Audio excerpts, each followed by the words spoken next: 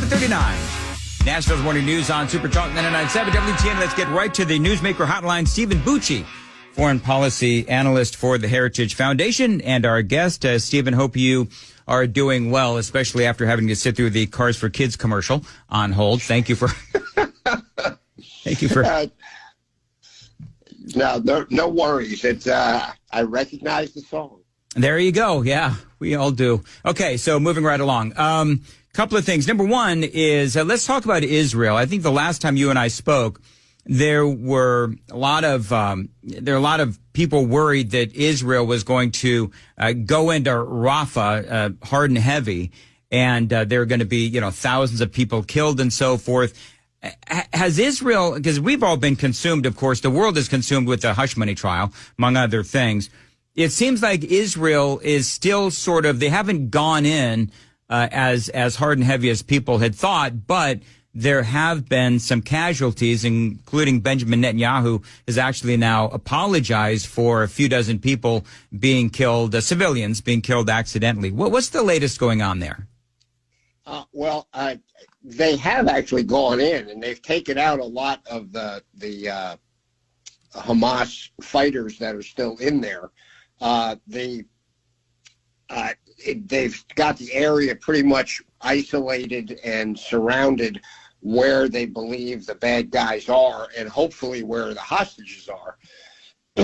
But they are going, pretty precisely as much as you can in war. It seems like this last event, the one that Benjamin Netanyahu apologized for, is either just a flat-out mistake. Sometimes we drop the bombs in the wrong place. I heard a newscaster the other night on PBS. I think it was maybe a BBC reporter, but she was going, but this is one of the best militaries in the world. How could they make such a mistake? Well, I hate to tell you, but militaries make mistakes, number one, and number two, war is not precise. It's more precise than it's ever been in the past. Yep. But it's darn sure not precise. So, and then you combine that with there were numerous secondary explosions after those after that attack occurred, which is pretty much evidence that there were munitions and other things stored exactly in those areas that made the civilian casualties worse. So kudos to Netanyahu for taking responsibility, but I got to tell you, it's not all Israel's fault. So a lot of it had to do with where Hamas stores their stuff intentionally, with the hope that Israel will not shoot there to get their guys, because they're worried about civilians. And Israel cares about civilians, but Hamas does not. Well, I mean, there's only so much Israel can do, because you've got them hiding their weapons underneath schools and in communities. They also use civilians as human shields. And, try as you might, if I'm Benjamin Netanyahu, it is almost an impossible task to avoid civilian casualties. And that's why Hamas, the remaining battalions, went to Rafah, because they know that there's millions of people there in tents, and they know that there's a lot of human shields there. And so where do you see this battle going next? To be honest with you, I think it's just going to continue. Israel will strangle the Hamas forces in Rafah and will get them and clean that out. They will take unbelievable grief from the world community and sadly even from our own president, but they will not stop, because they have made the decision, I believe accurately, that the only way to have a positive outcome of this is to remove the Hamas forces from Gaza forever. And that won't be perfect, but they'll do it robustly enough so that Hamas will no longer, at least for the foreseeable future, be a active force against Israel. And in the end, Israel will be safer than it was before. But they will continue to get dumped on by the international community, people either making ridiculous demands of them who were the aggrieved party. They were the ones attacked in the first place. They want them just to stand aside and not do anything. And the rest of the world is rewarding Hamas for their terrorist activity on October 7th and for their using of human shields of their own people by offering them their own state, by making it look like Israel are the bad guys and Hamas are just the victims. And that's just incredibly inaccurate and frankly stupid. Oh, it's irresponsible. Yes, it is stupid and irresponsible as well. And real quickly, staying in Gaza. So with much fanfare, President Biden decided to put this pier, very controversial, so that they're in Gaza on the shores off of Gaza, so that they could bring in supplies for the civilians there in Gaza. Well, after a few weeks, the pier has literally sunk or ended up at least heavily damaged. Now they're trying to tow it away to repair it. And a lot of that aid has now ended up in the hands of Hamas. How did that happen?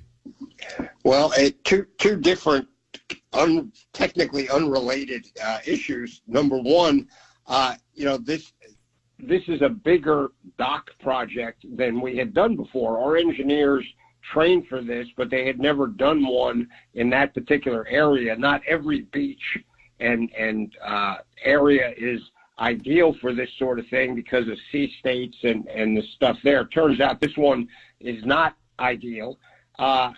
Most of us were pretty confident that we could do the engineering part well, but the management of it was going to be pretty dicey, which it turned out to be completely untenable, because even though the aid got there, it, like all the other aid going into Gaza, it was immediately hijacked by Hamas.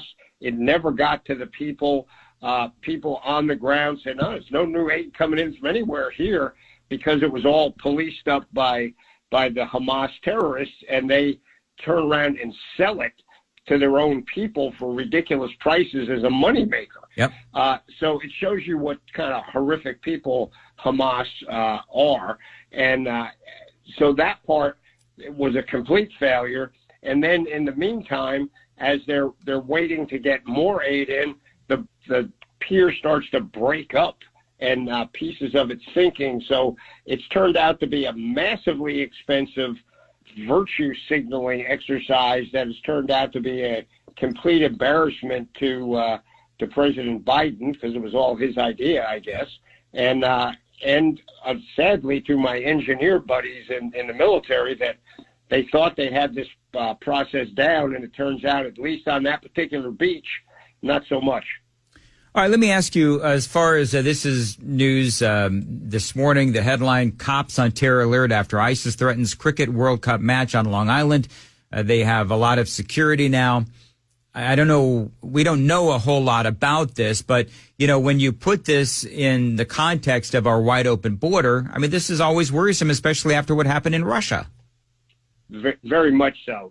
When the attack happened in Russia and ISIS claimed it, Director Wray of the FBI immediately put out a report saying, we need to watch this. This same thing can happen to us. They're very concerned, and these are guys inside the Biden administration that are concerned. So even with them supporting the ridiculous border policies, they realize there's a price to pay, and it may be coming due here soon.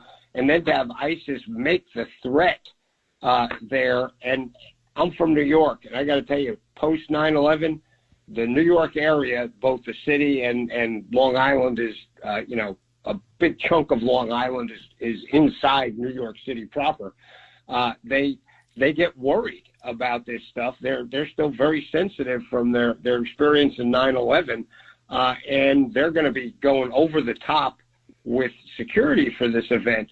But it tells you, any large-scale event, and we're going into summer right now, when we have a ton of large-scale public events, very open, very difficult to secure, and now we know we've got potential ISIS operatives within the United States who are already making threats.